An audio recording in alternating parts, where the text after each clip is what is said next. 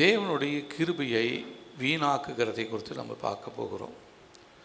உலகமெங்கிலும் இந்த நாட்களில் ஒரு குறிப்பிட்டதான செய்தியை எல்லாருக்கும் சொல்லிகிட்டே இருப்பாங்க. எல்லாத்துலேயும் வீணாக்கக்கூடாது, தண்ணீர் யூஸ் பண்ணுற இடத்துல தண்ணீரை கவனமாக செலவழிங்க, பெட்ரோல் ஊற்றுகிறதான வாகனங்களுக்கு பெட்ரோல் கவனமாக யூஸ் பண்ணுங்கள், அதிகமாக யூஸ் பண்ணாதீங்க. மின்சாரம் நம்ம காசு கொடுத்து கட்டுறோம், ஆனாலும் மின்சாரத்தை சேமித்து வைங்க அப்படின்னு சொல்லி நிறைய அறிவிப்புகளை நாம் பார்த்து கொண்டு இருக்கிறோம். எங்கேயும் பார்த்தாலும் வீணாக்கக்கூடாது அப்படின்னு சொல்கிறத தான் நம்ம கேட்குறோம். வேதத்திலையுமே வீணாக்கக்கூடாது என்று சொல்லி ஒரு காரியத்தை தேவன் நமக்கு சொல்லுகிறார். அது 2 கொரிந்தியர் 6ஆம் அதிகாரம் 1ஆம் வசனத்தில் நம்ம அதை பார்க்கும் பொழுது நமக்கு அது தெரிகிறது. 2 கொரிந்தியர் 6ஆம் அதிகாரம் 1வது வசனம். நம்ம எல்லோரும் சேர்ந்து வாசிக்கலாமா? தேவனுடைய கிருபையை நீங்கள் விருதாவாய் பெறாதபடிக்கு உடன் வேலையாட்களாகிய நாங்கள் உங்களுக்கு புத்தி சொல்லுகிறோம். நான் வச்சிருக்கிறதான இந்த டிரான்ஸ்லேஷனில் வாசிக்கிற பாருங்க. நாங்கள் தேவனோடு சேர்ந்து பணியாற்றுகிறவர்கள், எனவே தேவனிடமிருந்து நீங்கள் பெற்ற கிருபையை பயனற்ற வகையிலே வீணடிக்க வேண்டாம் என உங்களை கேட்டுக்கொள்கிறோம். அப்போது கிருபையை நம்ம நிறைய நேரத்தில் பயனில்லாத வகையிலே நம்ம வீணடித்து கொண்டே இருக்கிறோம். பயனுள்ள வகையில் செலவழிக்கிறவர்கள் உண்டு, கிருபையை பயனில்லாத வகையில் நம்ம செலவழித்து கொண்டிருக்கிறோம். நம்ம கலகம் செய்து பாவம் செய்து தேவனுக்கு பிரியமில்லாத காரியங்களை நாம் செய்து கொண்டிருந்தாலும் நாம் கிருபையை வீணாக்குகிறவர்களாக இருக்கிறோம். தேவனுடைய வார்த்தையை கேட்குறோம், கிருபைகளை குறித்து நம்ம அதிகமாக வார்த்தைகளை வாசிக்கிறோம், பிரசங்கிக்கிறோம். ஆனாலும் அதை கேட்குறதோடு அப்படி நிறுத்திடுறோம் ஒழிய நம்முடைய வாழ்க்கையில் அந்த கிருபையை நம்ம செயல்படுத்துகிறதே இல்லை. அதனால தான் பவுல் அப்போஸ்தலன் சொல்கிறார் கொரிந்திய சபைக்கு, நாங்கள் தேவனோடு சேர்ந்து பணியாற்றுகிறவர்கள், தேவனுடைய கிருபையினாலே நாங்கள் ஊழியம் செய்து கொண்டிருக்கிறோம். ஆகவே தேவனிடத்திலிருந்து நீங்கள் பெற்ற கிருபையை பயனற்ற வகையிலே வீணடிக்க வேண்டாம் என உங்களை கேட்டுக்கொள்கிறோம். இப்போ நாங்கள் அதை தான் கேட்குறோம் உங்ககிட்ட. தேவனுடைய கிருபையை நீங்கள் பயனற்ற வகையில் செலவழிக்கக்கூடாது. கிருபையை தேவன் நமக்கு இலவசமாக தான் கொடுத்துருக்கிறாரு. அதை நம்ம எப்படி வேணாலும் உபயோகப்படுத்தலாம். அது நம்ம தனிப்பட்ட வாழ்க்கை, தேவனுடைய கிருபையை உபயோகப்படுத்துறதும் உபயோகப்படுத்தாததும். ஆனால் உலக ஜனங்களுக்கும் நமக்கும் ஒரு பெரிய வித்தியாசத்தை ஆண்டவர் இந்த நாட்களிலே நம்மிடத்தில் எதிர்பார்க்கிறார். பெற்றுக்கொண்டதான கிருபையை சரியாக நீங்கள் பயன்படுத்துகிறீர்களா அல்லது வீணடித்து கொண்டிருக்கிறீர்களா? பெற்றுக்கொண்ட கிருபையை நிறைய பேர் இழந்து போயிட்டாங்க. கிருபையை பெற்றுக்கொண்டோம், ஆனால் இப்போ கிருபை இல்லாமல் போயிடுச்சு. கிருபை இல்லாமல் போனாலும் நம்முடைய வாழ்க்கையில் எல்லாமே நடந்து கொண்டே இருக்கிறது. அதனால் நம்ம கிருபை உள்ளவர்கள் என்று நம்ம சொல்ல முடியாது. ஏன்னா மத்தேயு 5ஆம் அதிகாரத்தில் எடுங்க, மத்தேயு 5ஆம் அதிகாரம்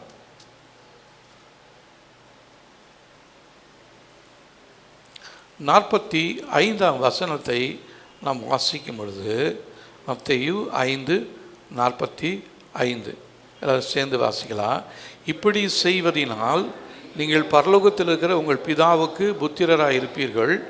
அவர் தீயோர் மேலும் நல்லோர் மேலும் தமது சூரியனை உதிக்க பண்ணி நீதியுள்ளவர்கள் மேலும் அநீதியுள்ள மேலும் மழையை பெய்ய பண்ணுகிறார். அதனால் எல்லாருக்கும் நடக்கிறது நமக்கு நடந்துகிட்டே இருக்குது.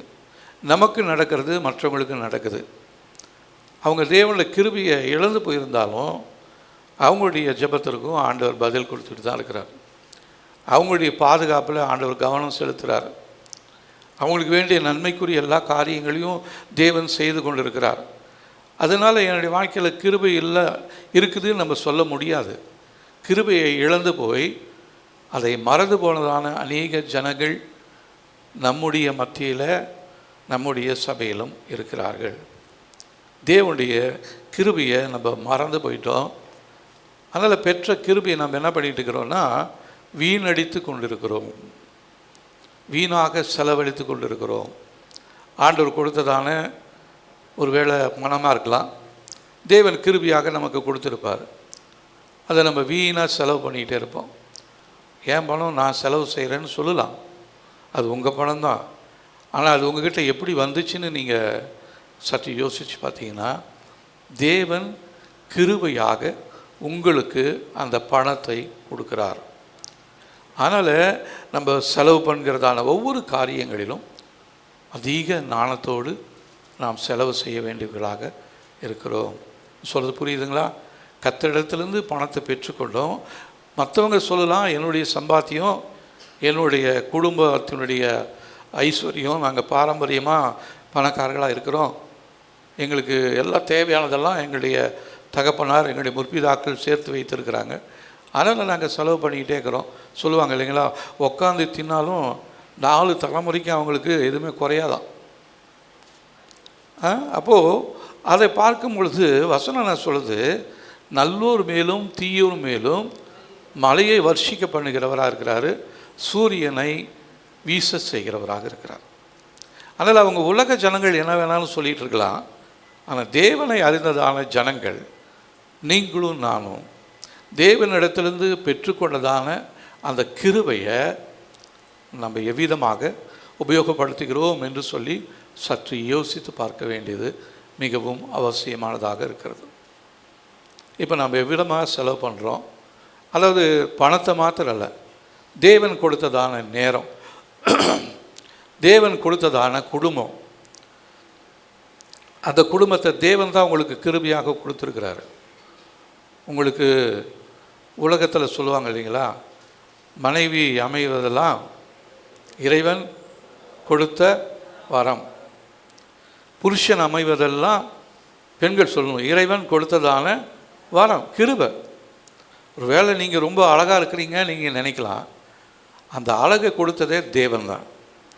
அதன் மூலமாக உங்களுக்கு கிடைத்ததான மனைவியோ கணவரோ தேவனுடைய கிருபை இல்லாமல் உங்களுக்கு கிடைக்கல. அப்போ அவங்களோட நீங்கள் எவ்விதமாக பழகுகிறீங்க, அவங்களோட எவ்விதமாக அவங்களுக்கு உதவி செய்கிறீங்க அப்படின்னு சற்று யோசித்து பார்த்தா, நிறைய குடும்பத்தில் கணவனை மதிக்காத மனைவிமார்கள் உண்டு, மனைவிகளை மதிக்காத கணவன்மார்கள் உண்டு, பெற்றோர்களை மதிக்காதபடிக்கு பிள்ளைகள் உண்டு, பிள்ளைகளை அன்பு செலுத்தாதபடிக்கு பெற்றோர்களும் உண்டு. இவங்களாம் என்ன பண்ணிகிட்டு இருக்கிறாங்க அப்படின்னா, தேவனிடத்திலிருந்து பெற்றதான கிருபையை வீணடித்து கொண்டிருக்கிறார்கள். உங்களுடைய வாழ்க்கையில் உங்களுடைய குடும்பத்தில் எவ்விதமாக இது இருக்கிறது என்று சொல்லி சற்று யோசித்து பாருங்கள். தேவன் உங்களுக்கு கொடுத்ததான கணவனை நீங்கள் நேசிக்கிறீர்களா? மனைவியை நீங்கள் நேசிக்கிறீர்களா? கற்பத்தின் கனி கர்த்தரால் வரும் சுதந்திரம், அந்த சுதந்திரத்தை உங்களுக்கு கொடுத்ததே தேவன் தான். நம்மளுடைய பலத்தினாலோ இல்லை, யோவானில் இருக்குது இல்லைங்களா, யோவானில் அந்த வசனம் இருக்குது பாருங்கள், யோவான் எழுதின சுவிசேஷம் 1ஆம் அதிகாரம் 13ஆம் வசனம், 1ஆம் அதிகாரம் 13ஆம் வசனம், அவர்கள் இரத்தத்தினாலாவது மாம்ச சித்தத்தினாலாவது புருஷனுடைய சித்தத்தினாலாவது பிறவாமல் தேவனாலே பிறந்தவர்கள். அப்போது உங்களுக்கு பிள்ளைகள் பிறந்திருக்கிறாங்க, அவங்க உங்கள் இரத்தத்தினாலாவது மாம்ச சித்தத்தினாலாவது புருஷனுடைய சித்தத்தினாலாவது பிறவாமல் தேவனாலே பிறந்தவர்கள் உங்களுடைய பிள்ளைகள்.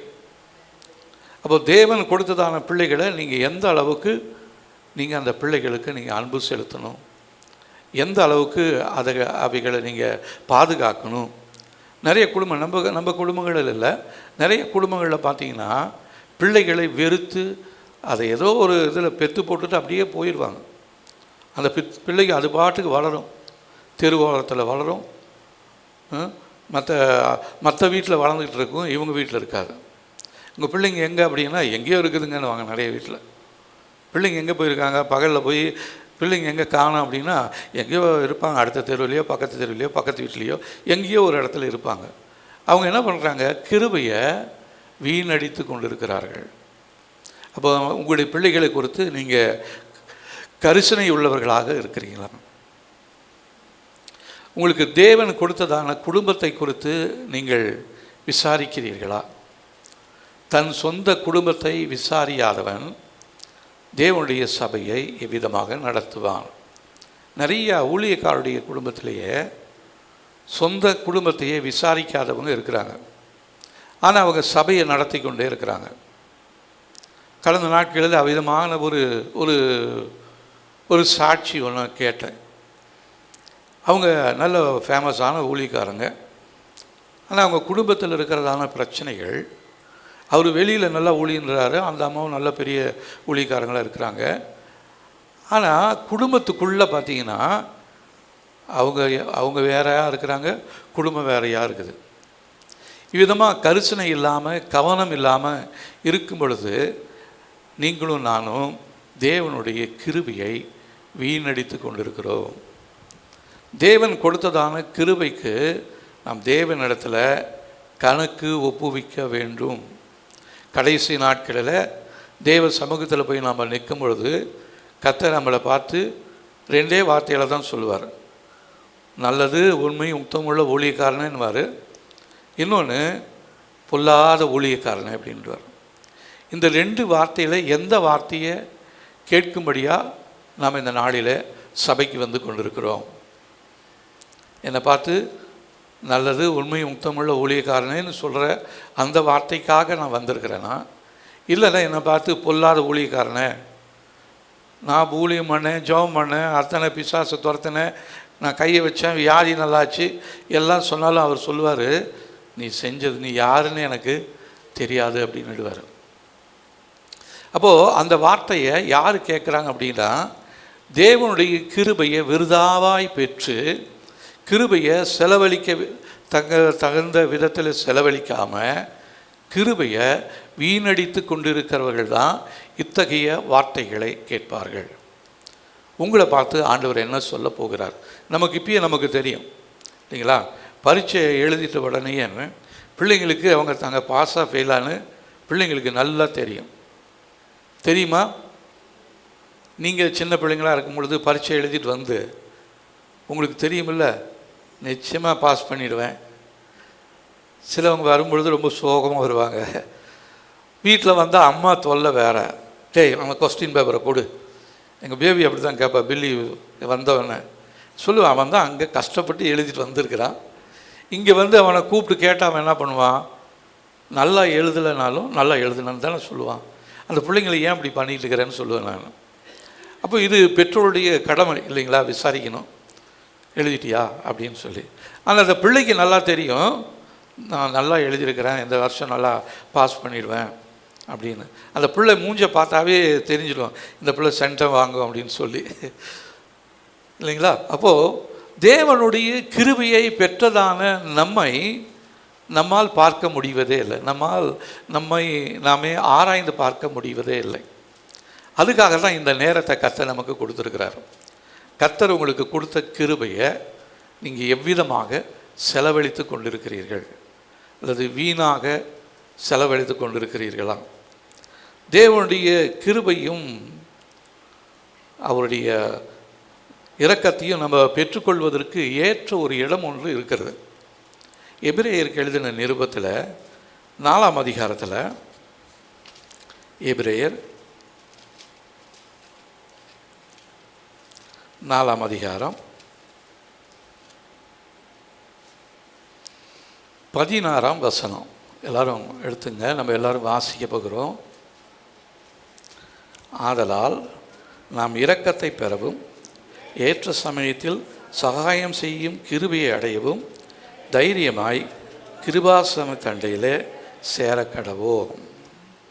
அப்போ இந்த கிருபையை பெற்றுக்கொள்ளக்கூடிய ஒரு இடம் எங்கே இருக்கு? கிருபாசன தண்டையில் இருக்கிறது. இந்த கிருபாசனம் எங்கே இருக்குது?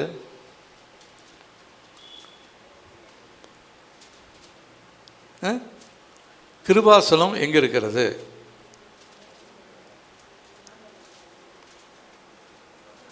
பழைய ஏற்பாட்டில் ஆசரிப்பு கூடாரத்தில் கிருபாசனம்னு ஒன்று இருந்துச்சு. தேவனை தேடுறவங்க எல்லாருமே அந்த கிருபாசன தண்டையில் போய் தேவனுடைய வார்த்தையை கேட்பாங்க. இப்போ நமக்கு கிருபாசனம் எங்கே இருக்குது? கிருபாசனம்னு ஒரு சபை ஒன்று இருக்குது, அது அஸ்தமட்டியில் இருக்குது.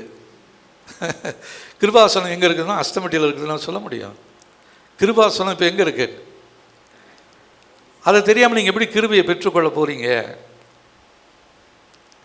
கிருபாசனம், கிருபையின் ஆசனம் நம்முடைய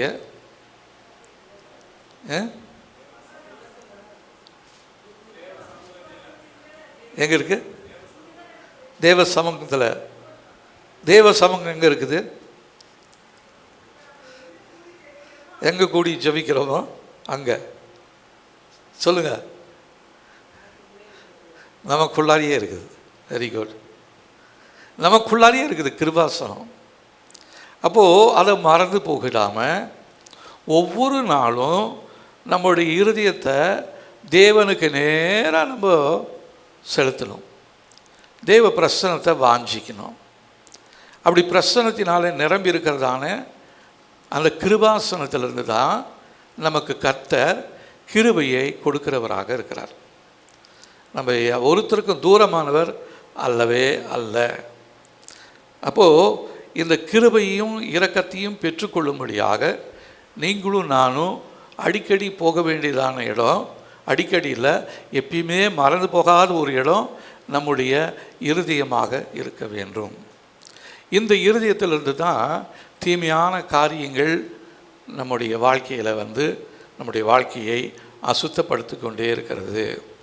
இப்போது உங்களுடைய கிருபாசனம் பரிசுத்தமாக இருக்குதா இல்லது அசுத்தமானதாக இருக்கிறதா? நான் இன்றைக்கி கேள்வி தான் நிறைய கேட்க போகிறேன். உங்களுடைய கிருபாசனம் எவ்விதமாக இருக்கிறது? பரிசுத்தமாக இருக்கா?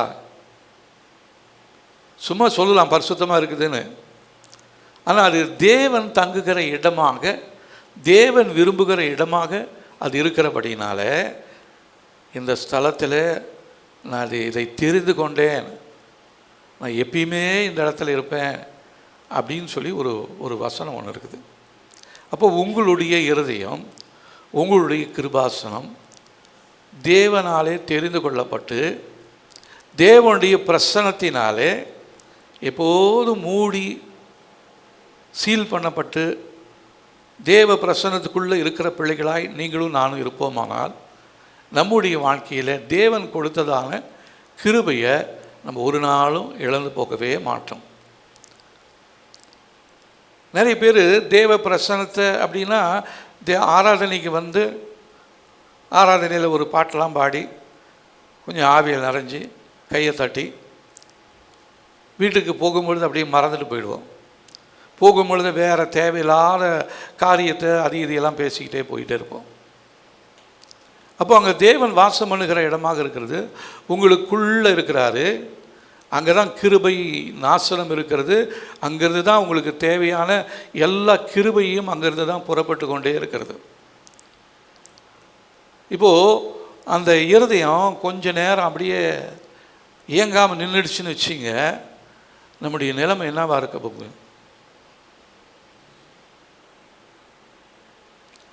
உங்கள் இருதயம் இவ்வளோ நாள் நான் பிறந்ததுலேருந்து துடிச்சிட்டே இருக்கிறேன், ஒரு 10 நிமிஷம் ஓய்வு எடுக்க போகிறேன்னு சொல்லி அது உங்களுக்கு குட் பை சொல்லிவிட்டு கொஞ்சம் ரெஸ்ட் எடுத்துச்சுன்னு வச்சிங்க,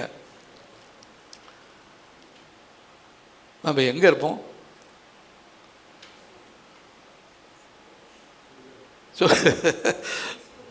ஐசியூவில் இருப்போம். முதல்ல ஐசியூக்கு போவோம். அப்படியே படிப்படியாக கிராஜுவலாக கிருபை குறையும் பொழுது ஒரே அடியாக குறையிறது இல்லை. தேவன் என்ன பண்ணுறாரு? கொஞ்சம் கொஞ்சமாக குறைக்கிறார். இதுதான் இன்றைக்கி நிறைய பேருடைய வாழ்க்கையில் இருக்குது. நிறைய பேர் இப்போ என்ன பண்ணிட்டாங்கன்னா ஐசியூவில் இருக்கிறாங்க. அவங்க ஐசியூவில் இருக்கிறதும் தெரியல, காரணம் அவங்க கோமாவில் இருக்கிறாங்க. உயிர் இருக்குதா இல்லையான்னு அந்த வென்டிலேட்டர் வச்சு அது மூலமாக அந்த இருதயம் இயங்குது. அப்படியே பார்க்குறதுக்கு தூரத்துலேருந்து பார்க்குறதுக்கு அவங்க உயிரோடு இருக்கிறவங்கன்னு சொந்தக்காரங்களாம் நம்பினாலும் அவங்க கிட்ட போய் பார்க்க விட மாட்டாங்க. அதுக்கு ஒரு கண்ணாடி கூண்டெல்லாம் போட்டு வேணால் அந்த கண்ணாடியிலேருந்து பாரு, அங்கேருந்து பார்த்தா இருதயம் மேலே மேலே தூக்கி தூக்கி இயங்கிட்டு. அது எப்படி இயங்குது? அந்த வென்டிலேட்டரை ஆஃப் பண்ணிட்டா தெரியும், கொஞ்ச நேரம் கரண்ட் இல்லாமல் போயிடுச்சுன்னா தெரியும். அப்படியுமே அதுக்கு நிறையா காரியங்கள் இந்த நாட்களில் ஆஸ்பத்திரியில் பார்த்திங்கன்னா நிறைய பேருடைய உயிர் அப்படி தான் வச்சு விளாண்டுக்கிட்டே இருக்கிறாங்க. செத்து போய் எவ்வளோ நேரம் கழித்து தான் மெதுவாக சொல்லுவாங்க. இப்போ நம்முடைய தமிழக முதலமைச்சர், பழைய முதலமைச்சர், அவங்க இறந்து போயிட்டாங்க. அவங்க எப்பயோ செத்து போயிட்டாங்கன்னு சொல்கிற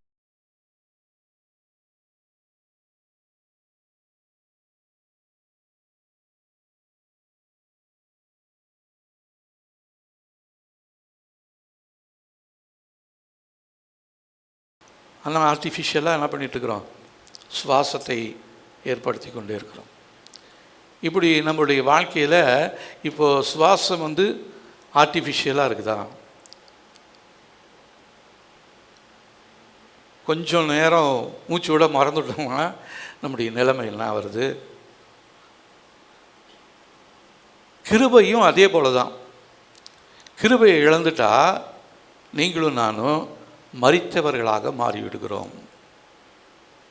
ஆகவே இந்த ஜீவனை எந்த அளவுக்கு நம்ம பாதுகாக்கிறோமோ அந்த அளவுக்கு கிருபையை நம்ம இழக்காமல் இருப்பதற்கு நம்ம முயற்சி எடுக்கணும். கிருபையை இழந்துட்டோம்னா உயிர் போயிடுச்சுன்னு தான் அர்த்தம். சரி, இந்த கிருபையை எங்கேருந்து நம்ம பெற்றுக்கொண்டிருக்கிறோம் அப்படின்னா, தேவனுடைய இரக்கத்திலிருந்து, கிருபாசன தண்டையிலிருந்து நம்ம பெற்றுக்கொண்டிருக்கிறோம். அது தேவனுடைய குணமாக இருக்கிறது. யாத்திராகமம் 34 அதிகாரம் 6 வசனம் பாருங்க. யாத்திராகமம் 34 அதிகாரம் 6 வசனம். கர்த்தர் மோசேக்கு முன்னே கடந்து சென்று, யெகோவா என்னும் கர்த்தர் இரக்கமும் தயவும் உள்ள தேவன், கர்த்தர் எளிதில் கோபம் கொள்ள மாட்டார், கர்த்தர் அன்பு மிகுந்தவர், கர்த்தர் நம்பிக்கைக்குரியவர், அவரது இயல்பே அதுவாகும். அவருடைய இயல்பே கிருபையுள்ள தேவன் தான் அவர். அதனால்தான் நம்ம மேலே என்ன பண்ணுறதில்ல, கோபம் வர்றதே இல்லை.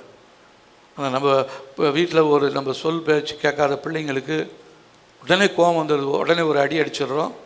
இல்லைன்னா பிள்ளைங்க பெற்றோர் சொல்கிறத கேட்க முடியாமல் இந்த பிள்ளைங்க கேட்குறத அவங்க கொடுக்காததுனால பிள்ளைங்களுக்கும் கோபம் கையில் இருக்கிற பொருளெல்லாம் போட்டு உடச்சி போட்டுடுறாங்க. கோபம் வந்துடுது. ஆனால் தேவன் அப்படி நம்ம மேலே கோபமாக இருந்தாருன்னா நம்ம ஒரு நிமிஷம் நம்மளால் உயிரோடு இருக்க முடியாது.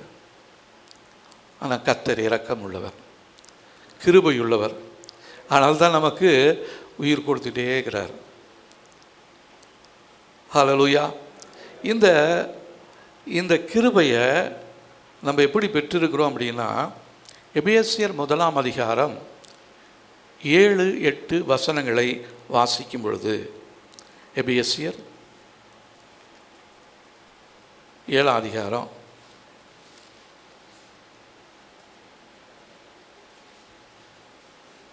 எபேசியர் 1 அதிகாரம் 7-8 வசனங்களை நம்ம வாசிக்கலாம் பாருங்க. எபேசியர் 1 அதிகாரம் 7-8 வசனங்களை. அவருடைய கிருபையின் ஐஸ்வர்யத்தின்படியே அவருடைய இரத்தத்தினாலே பாவ மன்னிப்பாகிய மீட்பு இவருக்குள் நமக்கு உண்டாயிருக்கிறது. அந்த கிருபையை அவர் சகல ஞானத்தோடும் புத்தியோடும் எங்களிடத்தில் பெருக பண்ணினார். அவர் கிருபையை அவர் என்ன பண்ணிகிட்டே இருக்கிறாரு? ஒவ்வொரு நிமிடமும் பெருக செய்து கொண்டே இருக்கிறார். இப்போ இந்த ஆஸ்பத்திரியில் கூட பார்த்திங்கன்னா அந்த கேஸ் சிலிண்டர் வச்சுருப்பாங்க. அது சில நேரத்தில் என்ன பண்ணிட்டு இருக்கோம், அப்படியே அந்த லெவல் குறைஞ்சிக்கிட்டே இருக்கும். இவங்களுக்கு மூச்சு விடுறதுக்கு ரொம்ப கஷ்டமாக இருக்கும். அதனால் என்ன பண்ணுவாங்கன்னா வேகமாக வேறு ஒரு சிலிண்டரை கொண்டாந்து மாற்றுவாங்க. அது குறைஞ்சிருச்சுன்னா இவங்களுக்கு உயிருக்கு ஆபத்து. ஆனால் தேவன் என்ன பண்ணுறாரு, அதை இயேசு கிறிஸ்துவின் இரத்தத்தினாலே நமக்கு அந்த கிருபையை பெருக செய்கிறார்.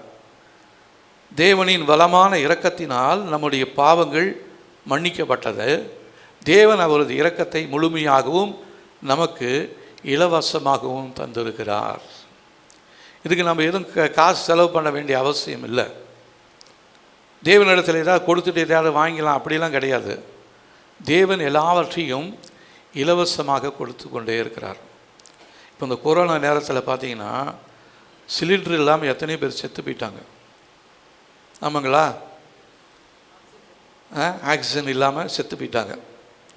ஆனால் இந்த கிருபைன்றது நமக்கு தேவன் கொடுத்துக்கிறதான, தேவ சமூகத்திலிருந்து வருகிறதான ஆக்சிஜன்.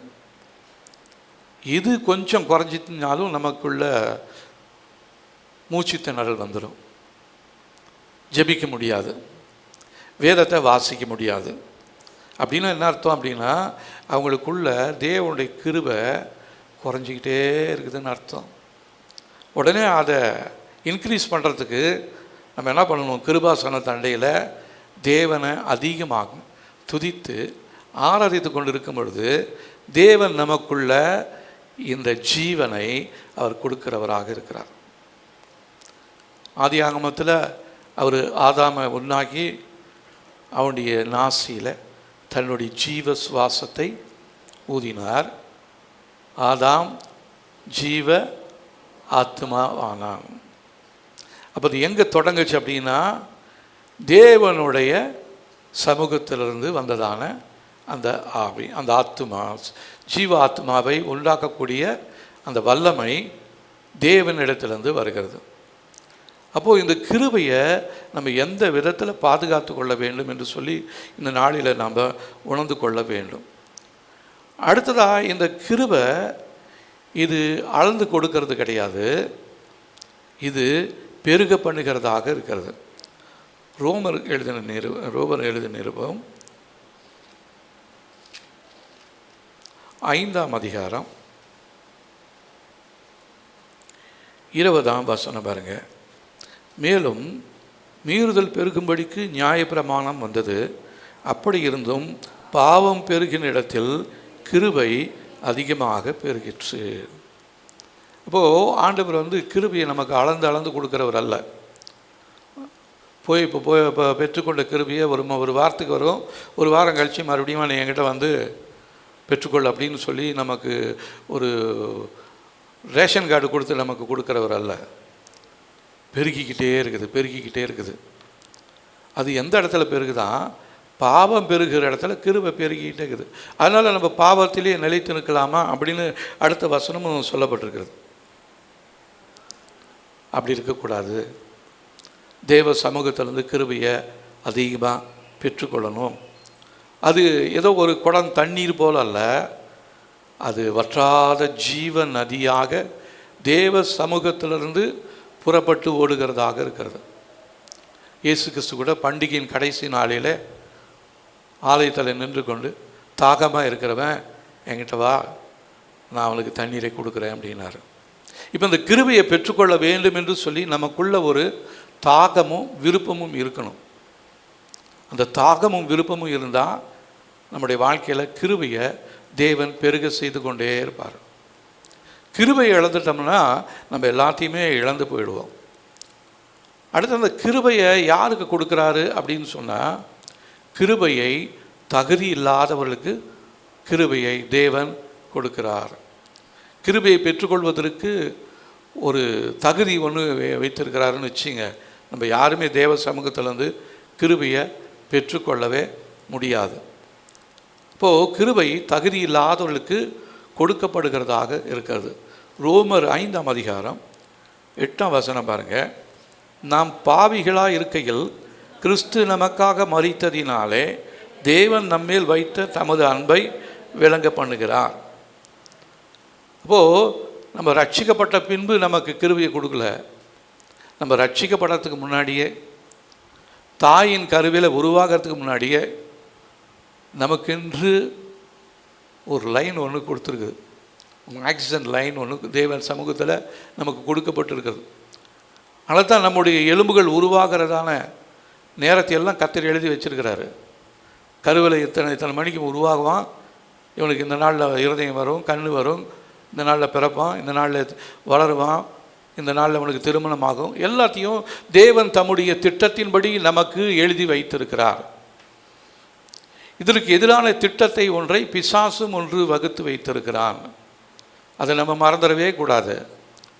அதனால் நம்முடைய ஜீவனை எப்பயுமே கர்த்தருடைய கிருபையை விட்டு விலகாதபடிக்கு 24 மணி நேரமும் தேவனை நினைத்து கொண்டே இருக்க வேண்டும்.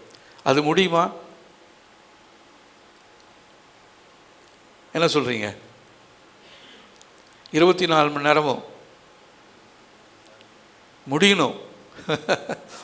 முடியலைன்னா நாம் முடிஞ்சிடுவோம். கொஞ்ச நேரம்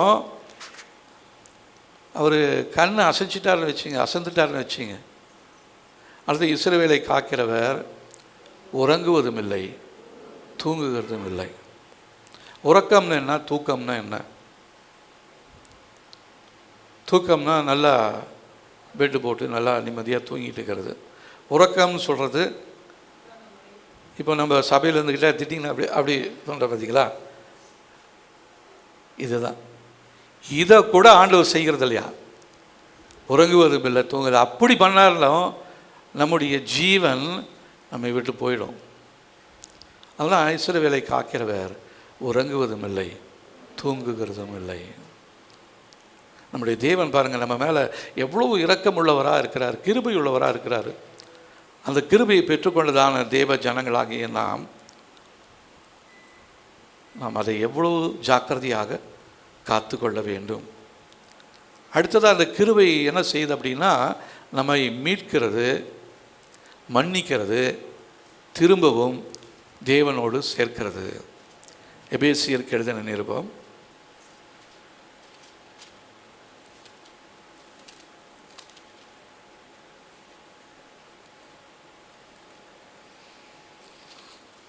1 அதிகாரம்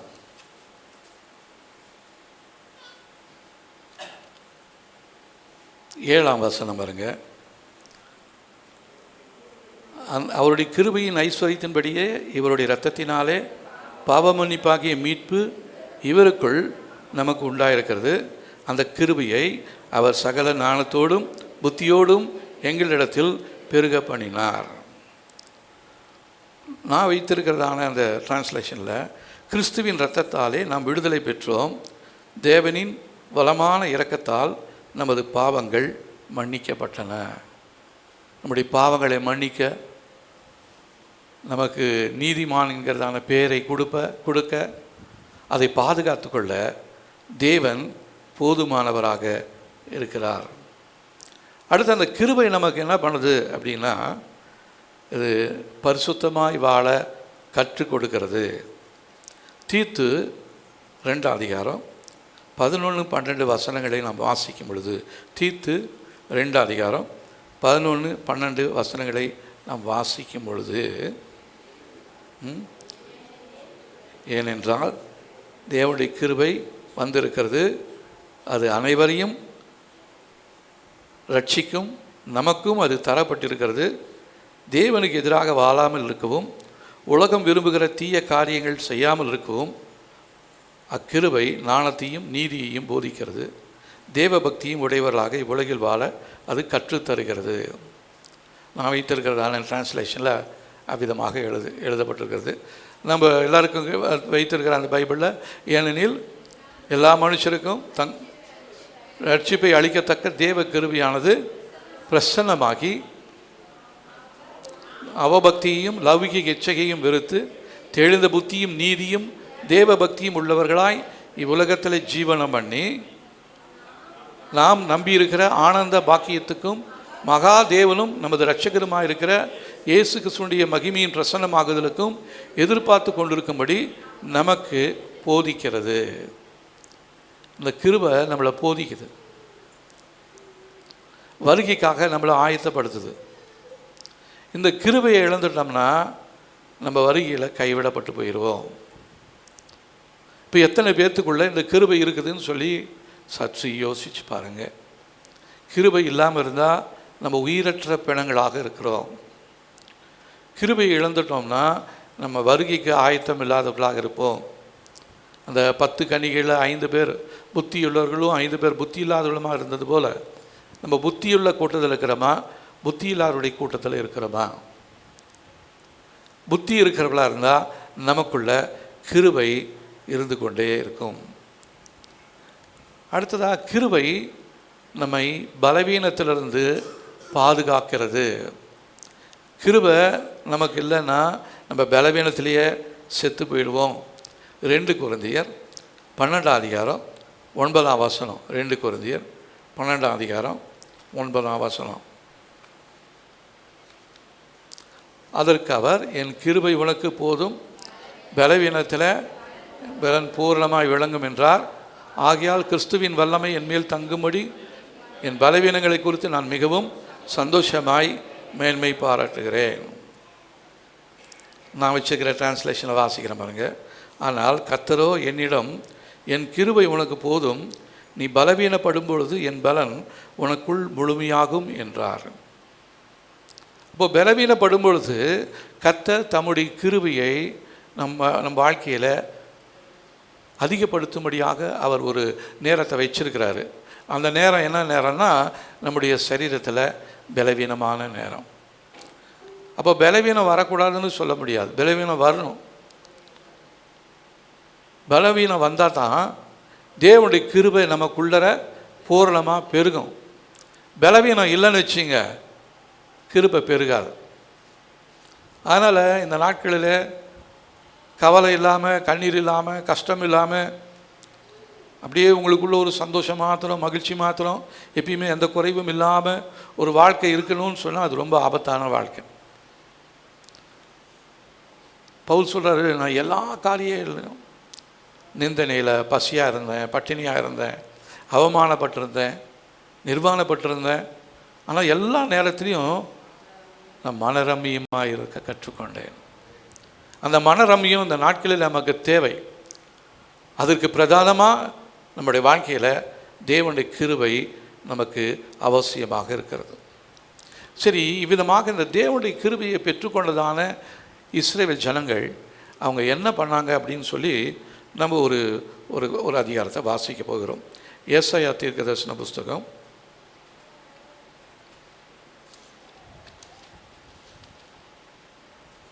5ஆம் அதிகாரம்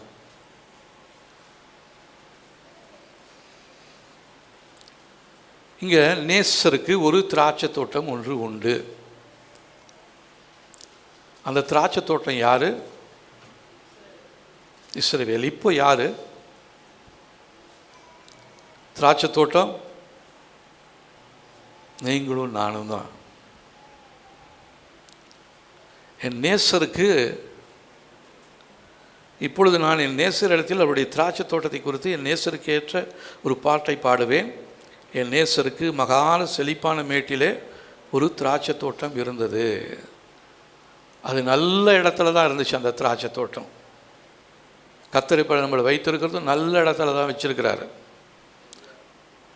அவர் அதை என்ன பண்ணாராம், அதை வேலி அடைத்து அதில் உள்ள கற்களை பொறுக்கி அதில் நற்குள்ள திராட்சை செடிகளை நட்டு அது நடுவில் ஒரு கோபுரத்தை கட்டி அதில் ஆலையையும் உண்டு பண்ணி அது நல்ல திராட்சை பழங்களை தருமென்று காத்திருந்தார்.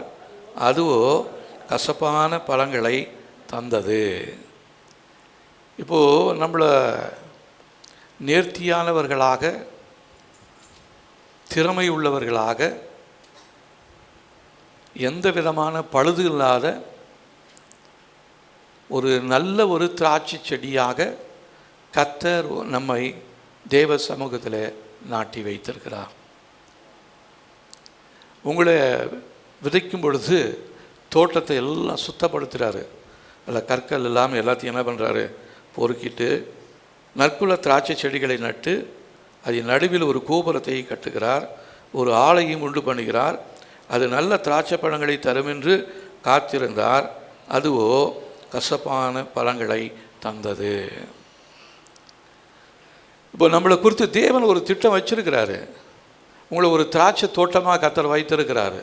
உங்களுடைய குடும்பத்தை, உங்களுடைய சந்ததியை நல்ல ஒரு திராட்சை செடியாக, திராட்சை கொடியாக கர்த்தர் உங்களை உண்டு பண்ணி வைத்திருக்கிறார். நம்ம யாருமே எதற்கு உதவாதவங்கன்னு நீங்கள் சொல்லலாம். ஆனால் உங்களை ஆண்டவர் தமக்கென்று தெரிந்து கொண்டிருக்கிறார். தம்முடைய இரத்தத்தினால் உங்களை மீட்டு கொண்டிருக்கிறார், கழுவி கொண்டிருக்கிறார், பரிசுத்தமாக்கியிருக்கிறார். அவருக்கென்று அதை திராட்சை தோட்டத்திலே அவர் வைத்திருக்கிறார், சபையில் வைத்திருக்கிறார். எதற்காக அப்படின்னு சொன்னால், அது நல்ல திராட்சை பழங்களை தருமென்று காத்திருக்கிறார். ஆனால் நாம் என்ன பண்ணிட்டு இருக்கிறோம்? கசப்பான பழங்களை தந்து கொண்டிருக்கிறோம். தேவனுடைய கிருபை இல்லாமல் போயிடுச்சுன்னா நம்முடைய பழமெல்லாம் கசப்பானதாக மாறிடும், நம்முடைய வாழ்க்கையெல்லாம் அழிவுள்ள வாழ்க்கையாக மாறிடும். இதுதான் இன்றைக்கி நம்முடைய நிலைமையாக இருக்கிறது. கர்த்தர் உங்களை தெரிந்து கொண்டு சபையில் வைத்திருப்பதற்கு ஒரு நோக்கம் இருக்கிறது. நல்ல செடியாக, நல்ல மகனாக, நல்ல மகளாக உங்களை தெரிந்து கொண்டு உங்களை நல்ல இடத்துல வைத்திருக்கிறார். நிறைய பேருக்கு இந்த தோட்டம் பிடிக்காமல் வேறு தோட்டத்துக்கு போயிடுவாங்க. அந்த மாதிரி போனவங்க நிறைய பேர் இருக்கிறாங்க. தோட்டமாக மாறி மாறி போயிட்டே இருப்பாங்க. அது என்னைக்கு கனி கொடுக்கறது இல்லையா?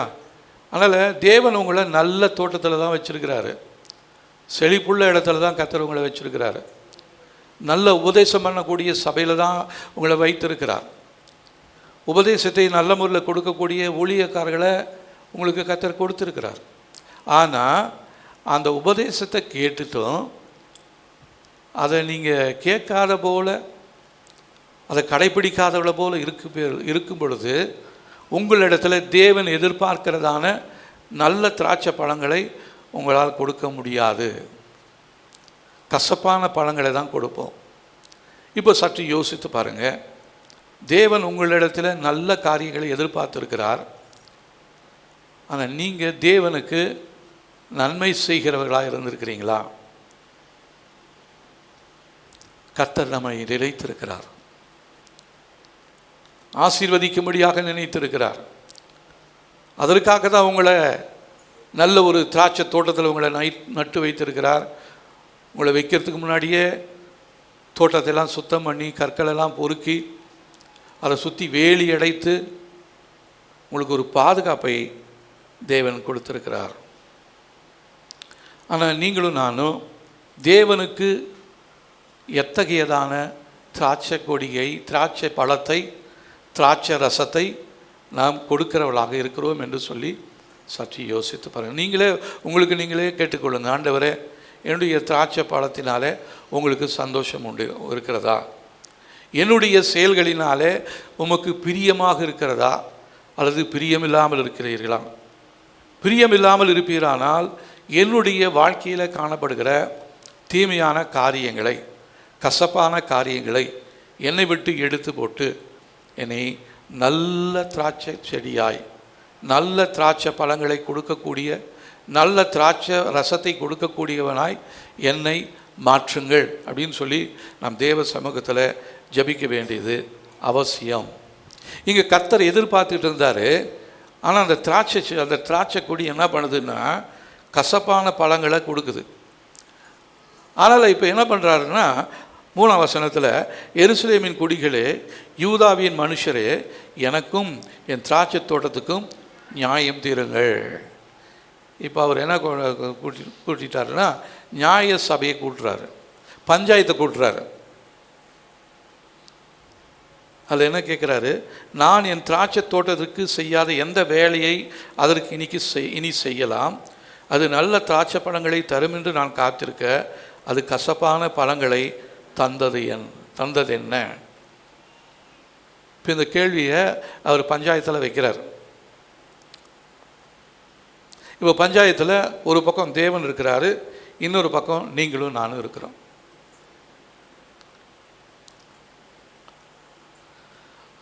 பஞ்சாயத்தில் தீர்ப்பு சொல்கிறதுக்கு பரிசுத்த ஆவியானவர் இருக்கிறார்.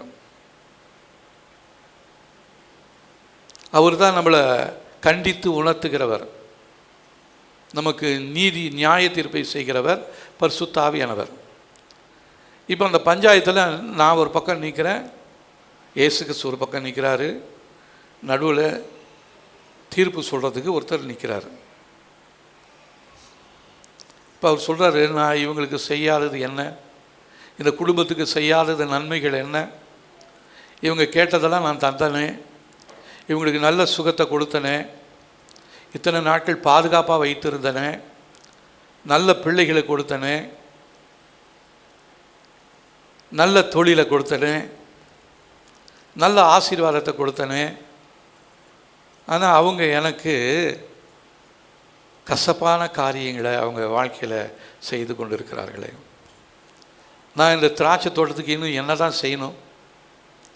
என்னையே கொடுத்துட்டேனே, என் ரத்தத்தையே கொடுத்துட்டேனே, என் உயிரையே கொடுத்துட்டேனே, இனி நான் என்ன செய்கிறது அப்படின்னு ஆண்டவர் கேட்குறாரு. இப்போது நாம் அவருக்கு எதிர்த்தரப்பில் இருக்கிறோம். இப்போ நாம் என்ன பதில் சொல்ல போகிறோம்? ஆவியானவர்களை பார்த்து தான் கேட்குறாரு, உங்களுக்கு செய்யாத நன்மைகள் என்ன, உங்கள் குடும்பத்துக்கு செய்யாத காரியம் என்ன, உங்களுடைய பிள்ளைகளுக்கு செய்யாத காரியம் தான் என்ன, உங்களுடைய தொழிலில் அவர் எதையும் செய்யாமல் விட்டுட்டாரா, உங்களை மறந்து போயிட்டாரா? இந்த வருஷம் துவங்கின நேரத்திலிருந்து இந்த நிமிஷம் வரலும் எத்தனையோ 1000 மைல் நீங்கள் பிரயாணம் பண்ணிகிட்டு இருந்தீங்களே, உங்களுக்கு பாதுகாப்பை கொடுக்கலையா? எத்தனையோ பலவீனங்களை உலகத்தில் காணப்பட்டது, கொரோனா காலத்தில் கர்த்தர் உங்களை பாதுகாக்கலையா? உங்களுடைய சிலிண்டரில் கேஸ் தீர்ந்து போச்சு, ஆனால் உயிரை எடுத்துட்டேனா, கர்த்தர் உயிர் எடுக்க விட்டாரா? எல்லா நன்மைக்குரிய காரியங்களையும் அவர் ஆயத்தம் பண்ணி வைத்திருக்கிறார். உலக தோற்றத்துக்கு முன்னமே நமக்கு என்ன தேவை என்று சொல்லி அவருக்கு தெரிந்ததுனால அவர் எல்லாத்தையும் ஏற்படுத்தி வைத்துட்டார். அவைகளை நம்முடைய கண்களினால் பார்க்கவும் இல்லை, செவிகளினால் கேட்கவும் இல்லை, இருதயத்தில் தோன்றவும் இல்லை. ஆனாலும் தம்மில் அன்பு கூறுகிறவர்களுக்காக அவர் சகலவற்றையும் ஆயத்தமாய் நேர்த்தியாய் செய்து வைத்திருக்கிறார். இப்போ நேர்த்தியாய் பெற்றுக்கொண்டதான நாம் அவருக்கு எத்தகையதான பலனை கொடுத்து கொண்டிருக்கிறோம்? அவருக்கு தித்திப்பான பழரசத்தை கொடுக்குறோமா, அல்லது கசப்பான திராட்சை ரசத்தை கொடுக்குறோமா? இப்போ அவர் கேட்குறாரு, நான் இன்னும் இவங்களுக்கு என்ன செய்யணும், இன்னும் உங்களுக்கு என்ன செய்யணும், அவர் இன்னும் என்ன செய்யணும் நீங்கள் எதிர்பார்க்குறீங்க? சொல்லுங்கள், என்ன செய்யணும் அவர் உங்களுக்கு?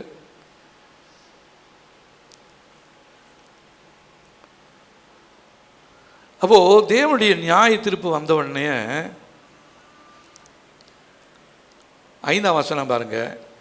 இப்போதும் நான் என் திராட்சை தோட்டத்துக்கு செய்வதை உங்களுக்கு அறிவிப்பேன், அதன் வேலியை எடுத்து போடுவேன், அது மேய்ந்து போடப்படும், அதன் அடைப்பை தகர்ப்பேன், அது மிதியுண்டு போகும், அதை பாலாக்கி விடுவேன், அது கிளைகள் நறுக்கப்படாமலும் களை கொத்தி எடுக்கப்படாமலும் போவதினால் முட்செடியும் நெரிஞ்சிலும் முளைக்கும், அதன் மேல் மழை பெய்யாதபடிக்கு மேகங்களுக்கு கட்டளிடுவேன் என்கிறார். இப்போ அடுத்தது அவர் என்ன சொல்கிறாரு? நியாயத்தீர்ப்பு சொல்கிறாரு. திராட்சை தோட்டத்துக்கு செய்கிறத நான் சொல்கிறேன் அப்படின்ட்டு செய்ய போகிறத அவர் சொல்கிறாரு. சொல்லாமல் செய்ய போகிறது கிடையாது. முதலாவது அதனுடைய வேலியை எடுத்து போடுவேன்.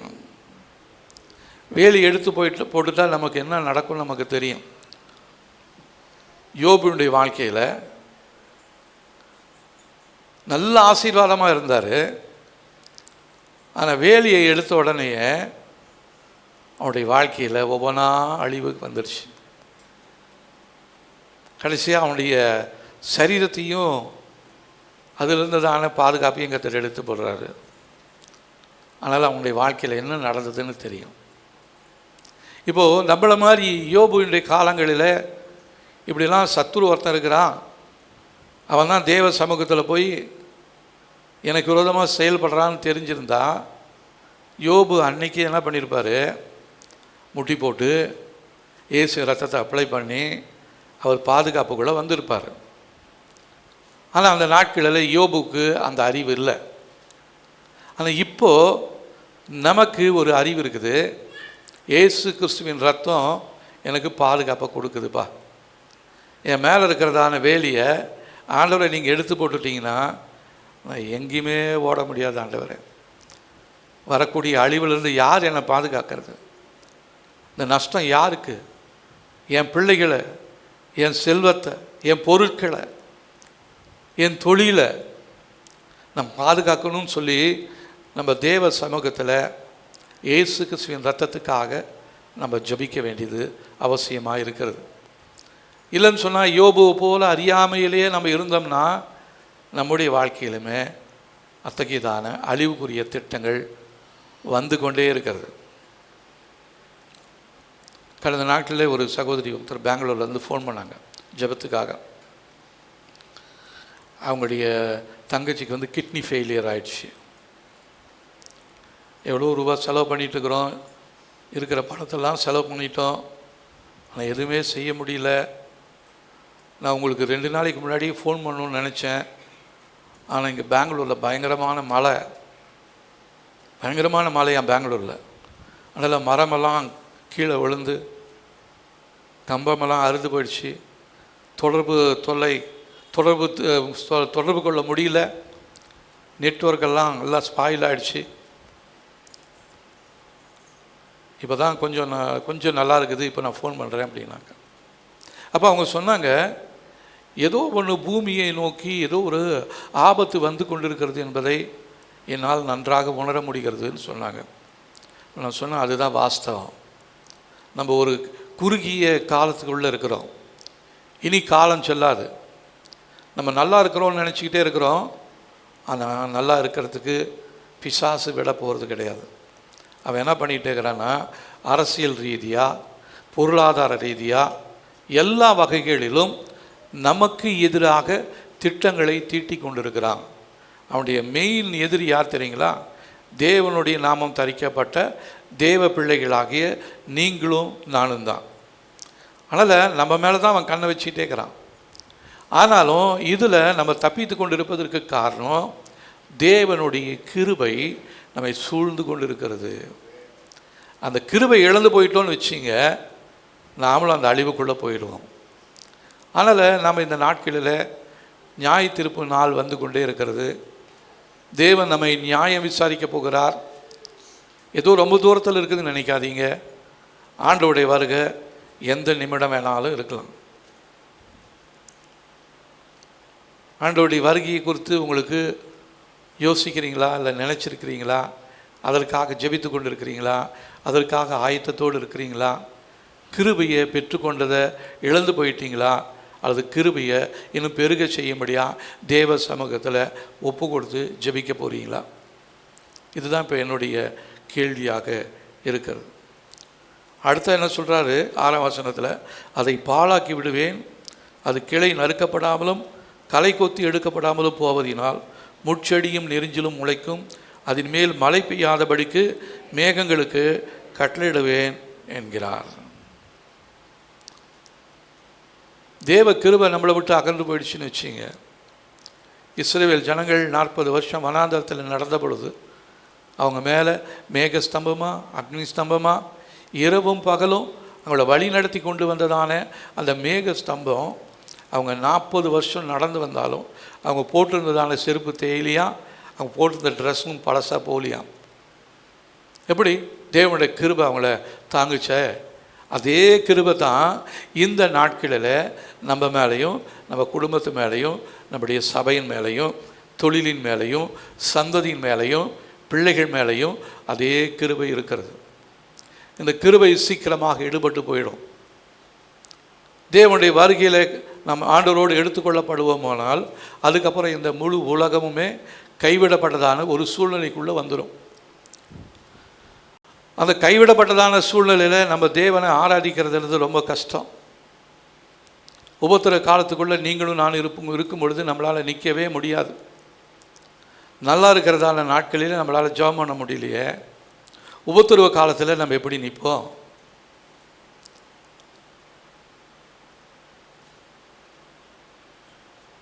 உங்களை பார்க்க தான் சொல்கிறேன். நான் தேவனுடைய வருகைக்காக ஆயத்தப்பட வேண்டியது இந்த காலமாக இருக்கிறது. ஒருவேளை கிருபையை இழந்து போயிருந்தீங்கன்னா அந்த கிருபையை பெற்றுக்கொள்ளும்படியாக தேவ சமூகத்தில் நம்ம ஒப்பு கொடுத்து தேவ சமூகத்தில் நம்ம ஜெபிக்க வேண்டியது மிகவும் அவசியமான ஒன்றாக இருக்கிறது. இப்போது நம்ம மறுபடியும் முதலாவது வாசித்ததான அந்த ஒரு வசனம் 2 கொரிந்தியர் 1 அதிகாரம் 6 அதிகாரம்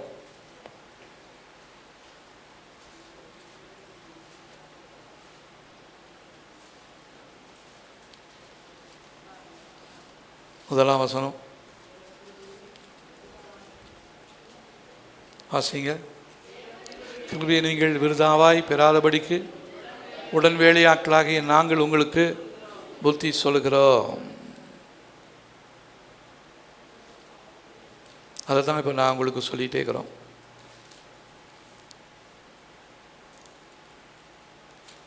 நீங்கள் இப்போ என்ன பதில் சொல்ல போகிறீங்க? நீங்கள் தேவனுடைய கிருபையை நீங்கள் விருதாவாய் பெறாதபடிக்கு உடன் வேலையாட்களாகிய நாங்கள் உங்களுக்கு புத்தி சொல்லுகிறோம். இந்த கேட்டுட்டு நீங்கள் உங்களை தகுதிப்படுத்தி கொண்டு ஆயத்தத்தோடு காத்திருப்பதற்கு நீங்கள் ஒப்பு கொடுங்க. இல்லை இன்னும் காலம் செல்லும் அப்படின்னு நீங்கள் நினச்சிங்கன்னா அது நம்முடைய வாழ்க்கையில் பெரிய ஆபத்தை உண்டு பண்ணி கொண்டுடும். நன்மையான எந்த ஈவம் பூர்ணமான எந்த ஈவமும் ஜோதிகளிடத்திலிருந்து பிதாவிடத்திலிருந்து உண்டாகி நமக்கு இறங்கி வருகிறதாக இருக்கிறது. ஆனால் இந்த கிருபையின் காரியங்கள் அனைத்தும் ஒவ்வொன்றையும் நம்ம வீணாக பெற்றுக்கொள்ளாமல் நமது வாய்ப்புகளை நாம் சரியாக பயன்படுத்த தவறினால் நாம் பெற்றுக்கொண்ட அனைத்து நன்மைகளையும் நாம் வீணாக பெற்றுக்கொண்டுள்ளோம் என்று சொல்லி அது அர்த்தமாக இருக்கிறது. லாசருக்கு ஒரு கிருபை கொடுத்தாரு. மரித்து போனவொடனே அவனுக்கு மறுபடியும் ஒரு உயிரை கொடுத்தாரு. அதுக்கப்புறம் அவன் மறுபடியும் உயிரோடு இருந்தான். இல்லை உயிரோடு இல்லாமல் இருந்திருந்தால் அவன் பெற்றுக்கொண்ட கிருபையை அவன் இழந்து போயிருப்பான். அதே தேவன் தான் இப்போ நம்மளை பார்த்து சொல்கிறாரு, உனக்கு இழந்து போனதான அந்த கிருபையை நான் மறுபடியும் உனக்கு தரணும்னு வாஞ்சி உள்ளவனாக இருக்கிறேன். இந்த மத்தியான வேளையில் உன்னோடு தான் பேசிகிட்டே இருக்கிறேன். கிருபையை இழந்து போன கிருபையை மறுபடியும் நீ பெற்றுக்கொள்ளும்படியா நான் உன்னை எச்சரிக்கிறேன் என்று சொல்லி ஆவியானவர் நம்மை எச்சரித்து கொண்டிருக்கிறார். இந்த எச்சரிப்பை செய்தியை கேட்டும் ஆயத்தம் இல்லாமல் இருப்போமானால் வருகிறதான கோபத்தின் நாட்களில் தீமையின் நாட்களில் நம்ம எப்படி நாம் நிலைத்திருப்போம்?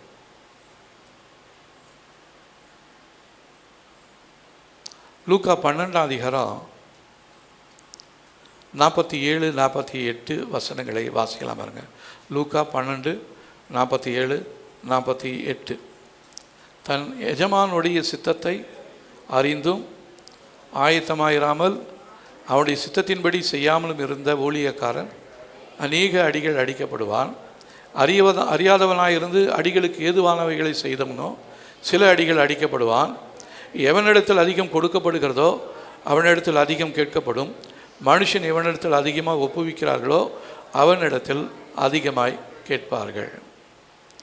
இப்போது கர்த்தர் நமக்கு நிறைய காரியங்களை சொல்லிகிட்டே இருக்கிறாரு. நீங்கள் கொஞ்சமாக கேட்டீங்களா அதிகமாக பெற்றுக்கொண்டீங்களான்னு எனக்கு தெரியல. நீங்கள் ரட்சிக்கப்பட்டு எத்தனை வருஷம் ஆகுது?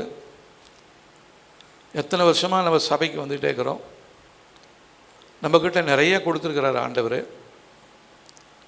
ஆண்டவராக வந்து நம்மக்கிட்ட கணக்கு கேட்கும் பொழுது நம்ம என்ன பதில் சொல்லுவோம்? அதிகமாக பெற்றுக்கொண்டு அதை கேட்க விடாதபடிக்கு கீழ்ப்படியாதபடிக்கு இருப்போமானால் நம்ம அநேக அடிகள் அடிக்கப்படுவோம். அதனால் நம்ம இடத்துல தேவன் கொடுத்ததான கிருபையை நம்ம வீணடிக்காமல்,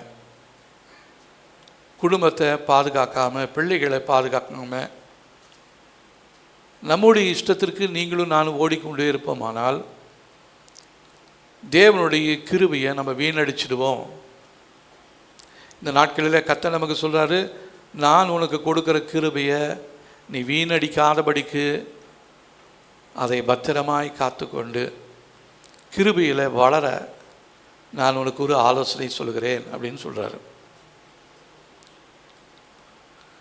மகிமையின் மேலே மகிமை, கிருபையின் மேலே கிருபை பெருகணும். அதுக்காகத்தான் நம்ம இந்த நாட்களில் சபைக்கு வந்து தேவனுடைய வார்த்தைகளை கேட்டுக்கொண்டிருக்கிறோம். தேவனுடைய வார்த்தைகளை கேட்டும் கேட்காதது போல் இருப்போமானால் எவனிடத்தில் அதிகமாக கொடுக்கப்படுகிறதோ அவனிடத்தில் அதிகமாக கேட்கப்படும். நீங்கள் பெற்றுக்கொண்டதான காரியங்களை குறித்து அதிக ஜாக்கிரதையாக இருங்க. பெற்றுக்கொண்ட கிருபையை அதிக ஜாக்கிரதையாக பார்த்து கொள்ளுங்க. இன்னொரு உதாரணத்தை ஆண்டவர் சொல்கிறாரு. மத்தேயு எழுதின சுவிசேஷம் 21ஆம் அதிகாரம் 33ஆம் வசனத்திலிருந்து. மத்தேயு 21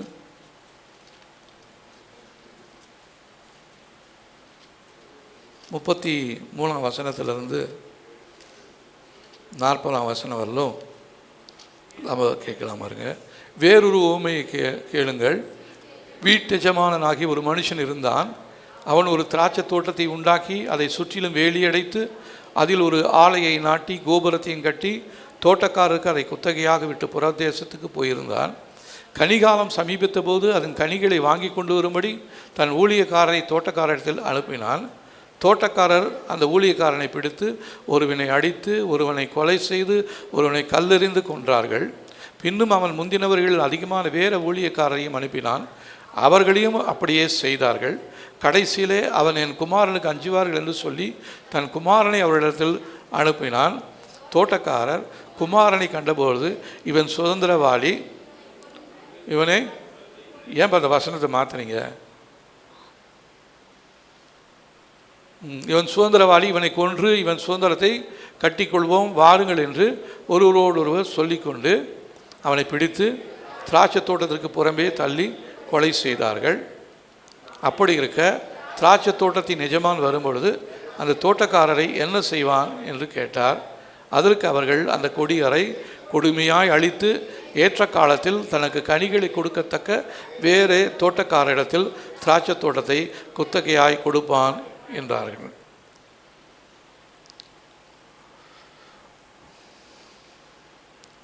இப்போது திராட்சை தோட்டத்தை நாட்டிட்டார்,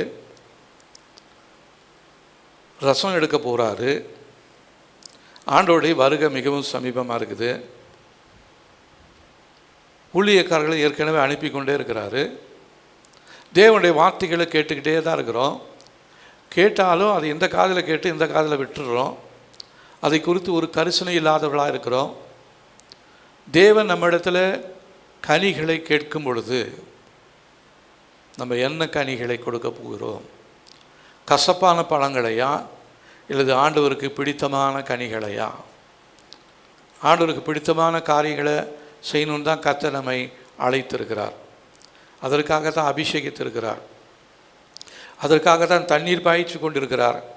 அதற்காக தான் வேலி அடைத்து பாதுகாத்து கொண்டிருக்கிறார். எந்த பிசாசுடைய காரியங்களும் நம்மளை தொடக்கூடாது, அழித்து விடக்கூடாதுன்னு சொல்லி நம்முடைய குடும்பத்தை சுற்றிலுமாக அவர் வேலி அடைத்து பாதுகாத்து கொண்டிருக்கிறார். இப்போ நம்ம என்ன பழங்களை கொடுத்து கொண்டிருக்கிறோம் அது நமக்கே நன்றாக தெரியும். நம்ம எப்படிப்பட்டதான வாழ்க்கை இருக்கிறோம், எப்படிப்பட்டதான காரியங்களை செய்து கொண்டிருக்கிறோம் என்று சொல்லி நமக்கு நன்றாக தெரியும். ஆவியானவர் இந்த நேரத்தில் உங்களுக்கு உணர்த்துகிற காரியத்தில் நீங்கள் முழுவதுமாக கீழ்ப்படியும்படியாய் உங்களை தாழ்த்தி ஒப்பு கொடுங்க. நம்ம யாவரும் எழுந்து நிற்போம். தேவ சமூகத்தில் அவரிடத்துல நம்ம வாழ்க்கையில் ஏற்பட்ட அந்த உடைந்து போன பகுதிகளை நாம் சரி செய்யும்படியாக நம் தேவ சமூகத்தில் ஒப்பு கொடுக்க போகிறோம். ஹல்லேலூயா, ஸ்தோத்திரம் ஆண்டவரே, ஸ்தோத்திரம் ஆண்டவரே, ஹல்லேலூயா. அந்த திராட்சை தோட்டத்துக்கு மத்தியில் ஒரு காவல் கோபுரத்தை அவர் உண்டாக்கி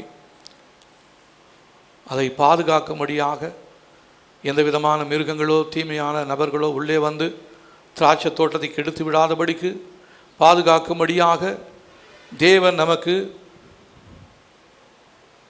ஜெபம் பண்ணுகிறதான ஜெபிக்கிறதான விசுவாசிகளை குடும்பத்தாரை தேவன் நமக்கு கொடுத்துருக்கிறார். வெள்ளிக்கிழமையில் நம்ம ஜெபம் பண்ணிக்கிட்டே இருக்கிறோம்.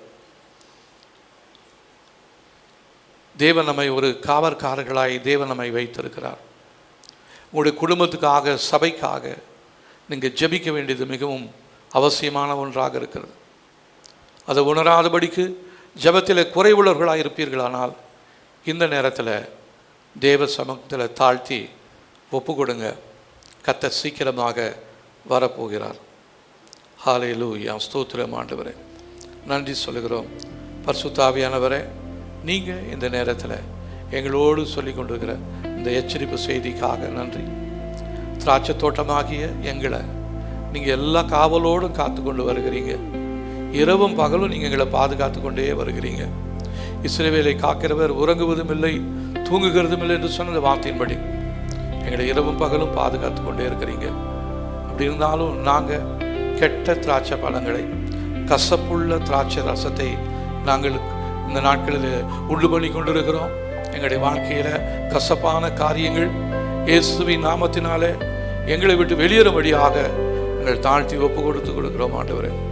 ஹல்லேலூயா, ஆமென் ஆண்டவரே. தேவன் தாமே நமக்கு நல்ல இருதயத்தை கொடுக்கும்படியாக நாம் தேவ சமூகத்தில் ஜெபிக்க போகிறோம். தேவனே, நீர் எங்களுக்கு நவமான இருதயத்தை கொடுப்பீராக. எங்களுடைய உள்ளத்தில் புதிதான ஆவியை கட்டளையிடுவீராக. கல்லான இருதயத்தை எங்களுடைய மாம்சத்திலிருந்து எடுத்து போட்டு சதையான இருதயத்தை எங்களுக்கு கொடுக்கும்படியாக நாங்கள் ஒப்பு கொடுத்து ஜெபிக்கிறோம் ஆண்டவரே. ஹல்லேலூயா, ஹல்லேலூயா, ஸ்தோத்திரம். நன்றி சொல்லுகிறோம், நன்றி சொல்லுகிறோம் ஆண்டவரே. எங்களுடைய வாழ்க்கையில் காணப்படுகிற எல்லா தீமையான காரியங்களும் இயேசுவின் நாமத்தினாலே எங்களுடைய வாழ்க்கையை விட்டு வெளியேறும்படியாக சொல்லி ஜெபிக்கிறோம். எங்களை நம்பி கொடுத்திருக்கிறதான குடும்பத்தை, என்னை நம்பி கொடுத்துக்கிற என்னுடைய மனைவியை, எனக்கு நம்பி கொடுத்துக்கிற என் புருஷனை, என்னை நம்பி கொடுத்துக்கிற என் பிள்ளைய, என்னை நம்பி கொடுத்துருக்கிற என் தொழிலை உங்களுடைய கிருபையின்படியாய் நாங்கள் எழுந்து போய் விடாதபடிக்கு அந்த கிருபையில் பெருக கர்த்தர் எங்களுக்கு உதவி செய்யும்படியாக சொல்லி ஜெபிக்கிறோம். கவலையற்று எண்ணமற்று இருக்கிறதான ஒவ்வொருடைய இருதயத்தோடு நீங்கள் பேசுங்க ஆண்டவரே, நீங்கள் பேசுங்க ஆண்டவரே, நீங்கள் உணர்த்துங்க ஆண்டவரே. அவளுக்கு கொடுத்ததான கிருபையை இதுவரை வீணாக நாங்கள் உபயோகப்படுத்தி கொண்டிருந்தோம். நாங்கள் ஒருவரும் கிருபையை இழந்து போய் விடாதபடிக்கு கிருபையில் இன்னும் அதிகமாய் வளர கர்த்தர் எங்களுக்கு உதவி செய்யும்படியாய் சொல்லி ஜெபிக்கிறோம் ஆண்டவரே. ஹல்லேலூயா, ஹல்லேலூயா, ஹல்லேலூயா.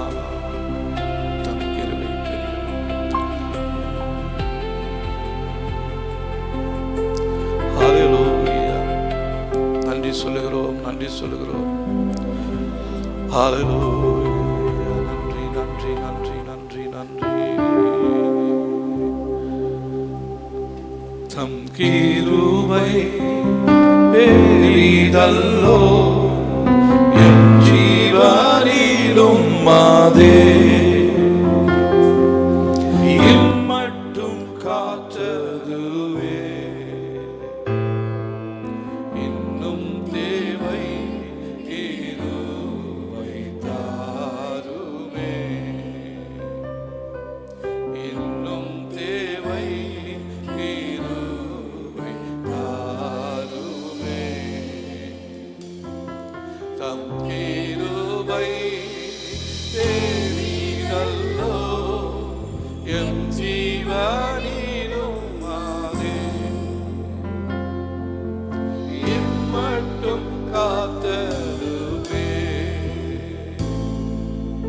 இன்னும் தேவை கிருபை. கேளுங்க கேளுங்க. இன்னும் தேவை கிருபை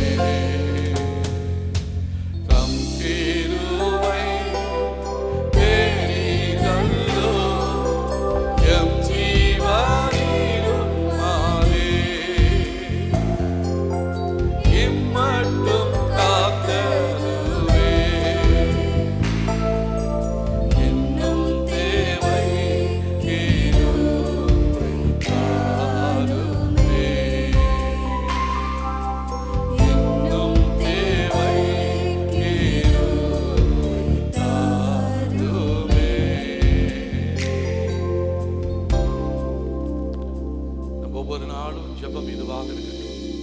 கிருபை தாங்க ஆண்டவரே. நாங்கள் நிற்பதும் நிர்மூலமாக இருப்பதும் உடைய சுத்த கிருபை ஆண்டவரே. அந்த சுத்த கிருபையை நீர் எங்களுக்கு தாங்க. மனம் தளர்ந்த நேரங்களில், பலவீன சரீரங்களில் உம்முடைய கிருபை போதும் ஆண்டவரே. அந்த கிருபையினால உடைய பிள்ளைகளுடைய சரீரத்தை நீங்கள் நிரப்பி சுகத்தை கொடுக்கும்படியாய், மன அமைதியை கொடுக்கும்படியாய், தேவைகளெல்லாம் சந்திக்கும்படியாய், பாதுகாப்பை கொடுக்கும்படியாய், பரிசுத்தமான வாழ்க்கை வாழ உதவி செய்யும்படியாய் கிருபையை கேட்கிறோம். அந்த கிருபையினால இந்த நேரத்தில் நீர் எங்களை நிலைநிறுத்தும்படியாய், எங்களை நிரப்பும்படியாய் எங்களை தாழ்த்தி ஒப்பு கொடுக்கிறோம். இந்த நேரத்தில் ஜெபித்துக் கொண்டிருக்கிறவர்கள், இனிமேலும் இதில் ஜெபத்தில் கலந்து கொள்கிற ஒவ்வொருடைய வாழ்க்கையிலும் உங்களுடைய கிருபை பெரிதாய் விளங்குவதாக. அதிசயங்களை காண செய்யுங்க, அற்புதங்களை காண செய்யுங்க ஆண்டவரே.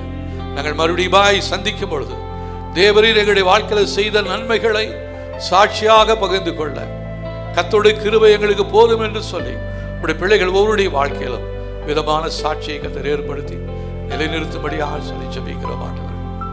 எல்லா மகிமை உமக்கே செலுத்துகிறோம். இயேசுவின் நாமத்தில் ஜெபிக்கிறோம் நல்ல பிதாவே, ஆமென்.